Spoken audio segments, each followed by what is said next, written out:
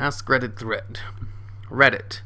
What is a simple way of determining if a person's character is good or bad?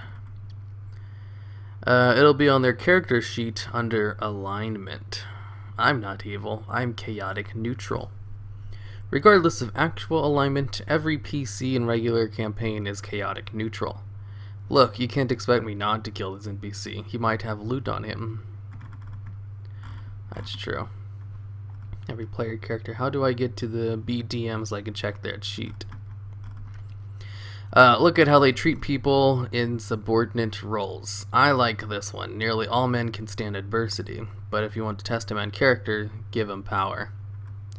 Abraham Lincoln. That quote is bullshit. Dank meme. Lincoln never said that. Obviously, Kanye failed the test.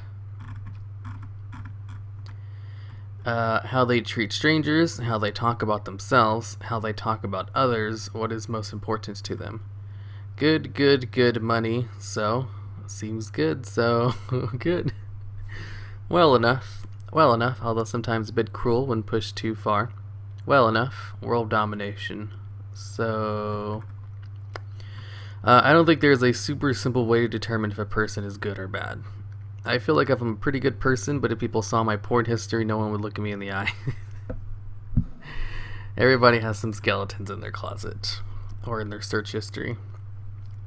What would skeleton porn be under? Spooky tube? Try skelly tube. I'd extend that. I don't think there's such a thing as a good person or a bad person.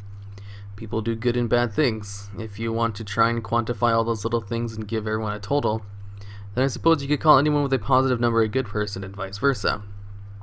But you can't quantify all of a person's thoughts, actions, intentions, etc. Hence, like you said, there's no one observation that can use either. The line between good and evil runs through every human heart. If they're us, we'd all cheat. Their lightsaber color. So me and my orange lightsaber can't be trusted or something? Is that it, huh? This can't be done in the very short term, but see if they apologize. In my experience, shitty people never apologize. There are always mitigating circumstances that made them act like a douche, or it was somebody else's fault, or actually it didn't happen the way you think, etc. It doesn't have to be an explicit statement. My sister never apologizes. She just admits she was wrong, acts guilty, and does her best to be super nice to me for the next 10 minutes, but I never ever heard from her that she is sorry. In my experience, what a person says does not correlate with their character. It's all well and good to apologize for cheating on your partner, but if you go and cheat on them again, you are a shitty person, regardless of the fact you apologized. Actions, not words, tell you if they are sorry or not. That's true. I'm really good at apologizing. I'm just here so I can perform these tests on myself because I'm a little insecure. Wait, because I'm an insecure little bitch. Oh, I'm just here so I can perform these tests on myself because I'm an insecure little bitch. Okay, so you're trying to see if you're a good person or not. I'm just here so I won't get fined. How many walkers have you killed? How many people have you killed? Why? When it comes to being friends with people of the opposite sex while you're married, see how they react if you say something about your spouse. I've had guy friends who challenged me to try to see things from my husband's point of view in a situation, and who forced me to go home and realize that maybe I had overreacted, or I was partially at fault too. Being friends with them, they supported my marriage and wanted me to go home and try to make it right. I've also had guy friends who would smell any hint of unhappiness and take it and run with it. My comment like, oh yeah, he was such an asshole, and try to do things to egg the situation on further. Those are people who are not of good moral character and do not support your marriage and would like to drive a wedge between you and your spouse because they think it will make them look better. I think it kind of depends on what you're saying about your spouse, right? There's a difference between my spouse keeps forgetting to put the toilet seat back down and my spouse keeps hooking it with other women, or even my spouse broke my arm in a fight. Oh, for sure. But even in situations like my spouse broke my arm, I feel like a friend would give you advice meant to serve you.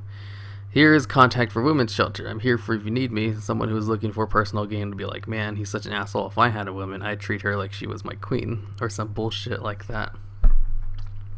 That's true. That's true. This is so true. People who act like they're on your side in those kinds of situations when in reality they have their own agenda to it are the worst. I would go with people who are honest with me and straight up and tell me that I'm wrong. You see, smart people with an agenda will pretend to be like the first person because that will make them seem better. Highlight them in VATs. If they appear green, then they are good or neutral. If they appear red, then they are bad. Hope this helps everything. What's VATs? I don't want to look that up. How they treat people, old, young, opposite sex, wait staff, their parents, tells you a lot.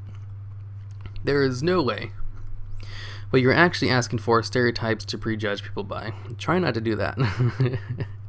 That's the only correct answer. You can't judge someone as complex a human being solely on things like, do they gossip, do they like dogs, etc.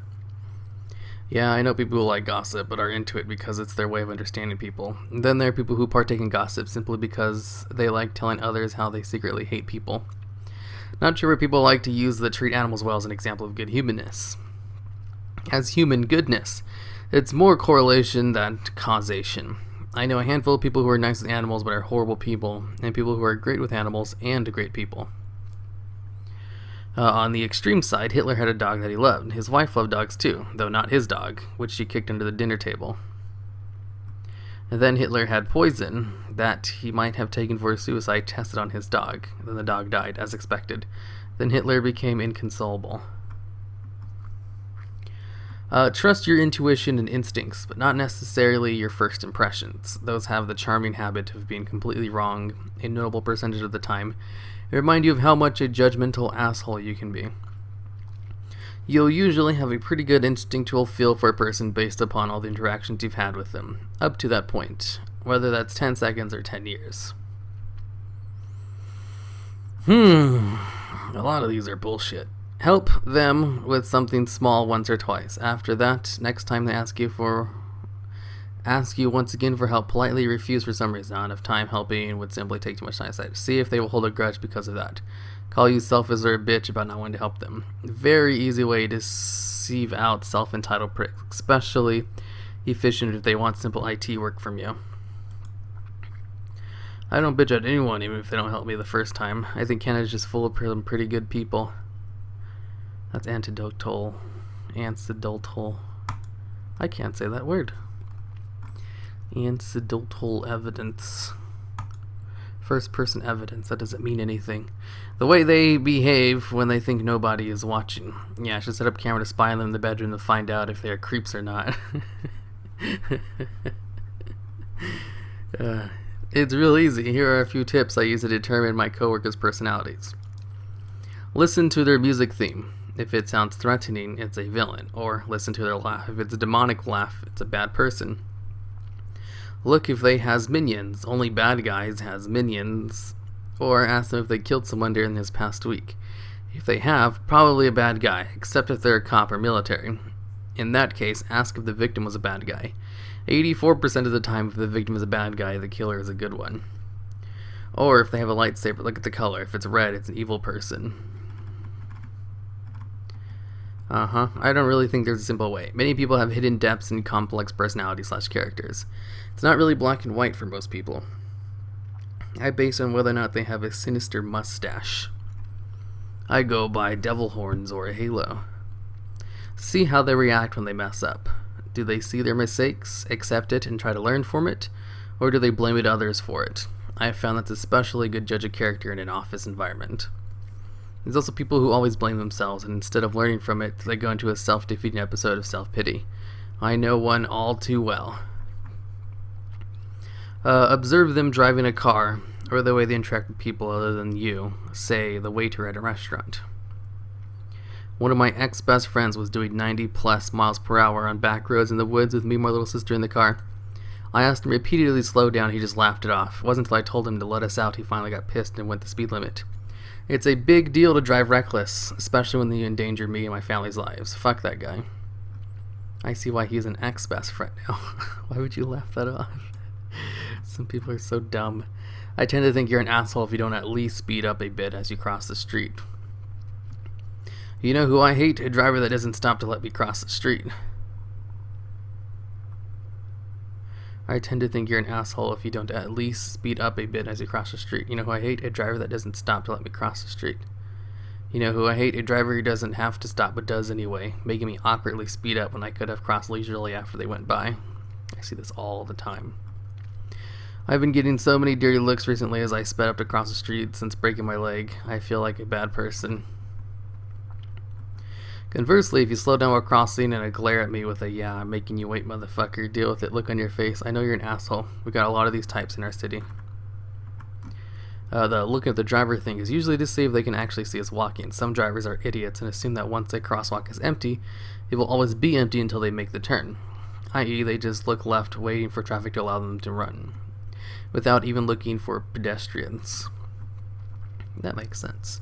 If they find joy to see someone in struggle, suffer, or fail. I don't know, I find it kind of funny when my friend gets stuck on a simple puzzle. That's true. Loan them some money or buy them a meal and see if/how they pay you back or return the favor. My grandfather's approach was to not say anything when someone didn't return a small loan, just to never loan to them again. A small loan of $1 million. I've always been in the mindset that if I'm willing to loan, I'm willing to give, with few exceptions, like into the hundreds of dollars. It always bugs me when people expect reciprocity if they buy someone else a meal to cover them, because I never expect to be reciprocated when I cover someone for purchases.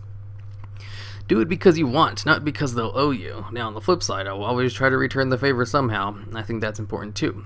But I don't look down on those who return the favor to me because I didn't expect them to anyway.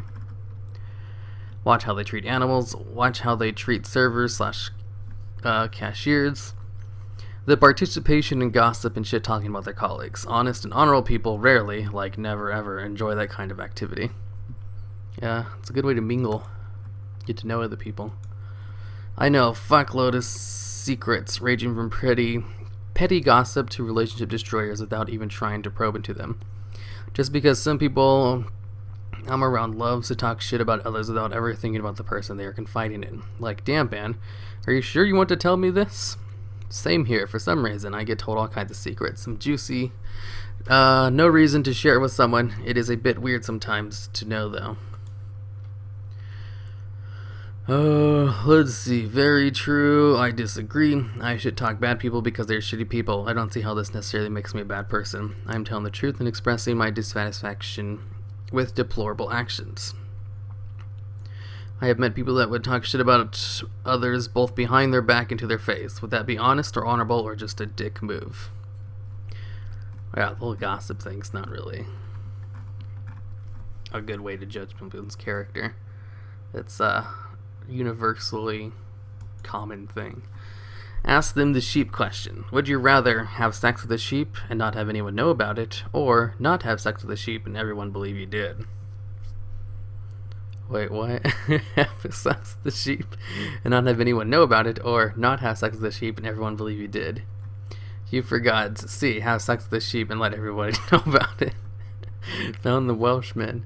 The paradoxical thing about this question is that people who are most likely to answer B to your face would actually answer A if they were being honest. How do they treat a dog? Hitler was a good person. I think this is a very poor test. Plenty of assholes are nice to their dogs, and plenty of fine people are just not very warm towards animals.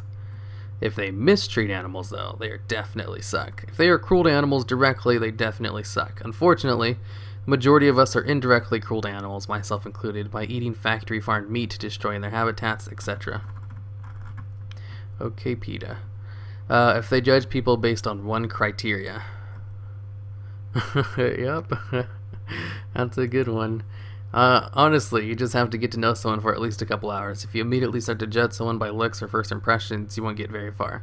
Maybe someone is bad at first impressions or looks like an absolute twat, but after you get to know them, you find out you have really a lot in common. My opinion, best way. It's a good one, too. Although I'd say more than a couple hours. Pay attention to what someone says.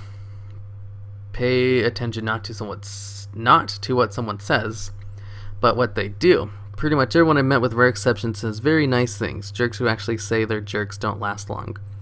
But whether someone follows through on their actions and what those actions are tells you much more about that person. And this has served me well, from everything from my boyfriend to bosses. Okay. That's the most generic piece of advice I've seen in this thread. How they treat people or objects that can do absolutely nothing for them. Race and class. Elven Wizard, you're good. Dwarven Cleric, you're good. Gnome Barbarian, not optimal, but probably worth keeping around. Kender Barb, not in my party. Drow Ranger, kill on sight. If you drive a massive truck or expensive car, you're not necessarily a bad person. If you park in a profile between two spots because you bought a massive behemoth of a car and don't know how to handle it, you're a bad person and you should feel bad. How they treat small children, animals, and people in the retail industry.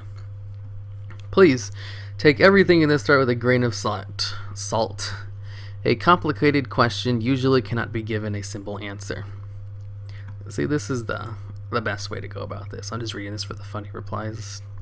See how they act in a situation where they are alone with the baby that has a lollipop. Do they take the candy from the baby? How young is this baby? I'm definitely taking away if it's under 18 months old so it doesn't die. Maybe even under 3. It's a gigantic lollipop. Damn, those are huge. So they can't choke on it. They always have cynical remarks to make about even the most unimportant things. Not only are they constantly highlighting what they perceive to be other people's shortcomings, but explaining them to you. They think they're teaching you insightful facts and golden rules about the world that they understand oh so very well. Also known as people to avoid. Bunch of buzzkills. There is no way to judge someone quickly / simply is to be an asshole. Yes, that was a shitty way of putting it, but the idea stands. You shouldn't judge people superficially.